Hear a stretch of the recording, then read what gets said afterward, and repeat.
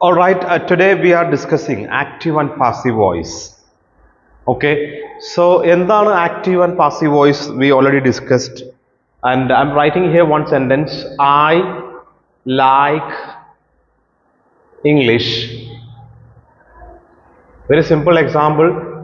Here the subject we can see I, subject, like verb, English object.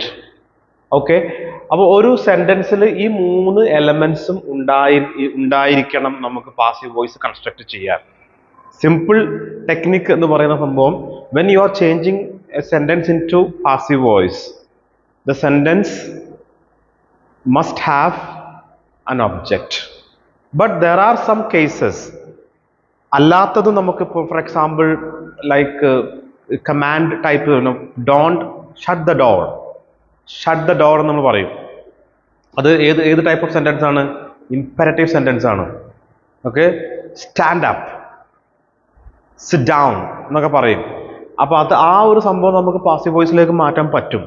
അതിന്റെ technique നമ്മൾ second ഇതിൽ പഠിക്കും.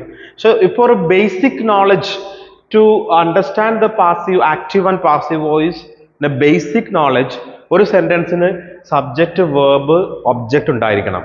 അപ്പോൾ ഇവിടെ I എന്ന് പറയുന്ന ഞാനാണ് ഇമ്പോർട്ടൻ്റ്, എനിക്ക് ഇംഗ്ലീഷ് ഇഷ്ടമാണ് എന്നുള്ളതാണ് ഇവിടുത്തെ. അപ്പം നേരെ മറിച്ച് സബ്ജക്റ്റ്, വേർബ്, ഒബ്ജക്റ്റ്, പാസീവിലേക്ക് വരുമ്പോൾ ആക്ഷന് പ്രാധാന്യം നൽകുന്നു. അവിടെ നമ്മൾ ആദ്യം ഒബ്ജക്റ്റ് എടുക്കുന്നു.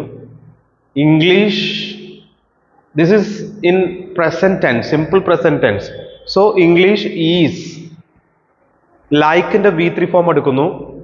Liked by me. ബൈ എന്ന് പറഞ്ഞാൽ നമ്മളൊരു പ്രിപ്പോസിഷൻ ആണ്, we are using for an agent. ആരാൽ എന്നുള്ളൊരു ഏജന്റിന് വേണ്ടി നമ്മൾ യൂസ് ചെയ്യുന്നു. And me, I will change into me. Always ഐയിൽ തുടങ്ങുന്നത് മീ ആയി മാറും, ഹി എന്നുള്ളത് ഹിം ആയി മാറും, ഷീ എന്നുള്ളത് ഹെർ ആയി മാറും, ദേ എന്നുള്ളത് ദം ആയി മാറും. That everybody nose.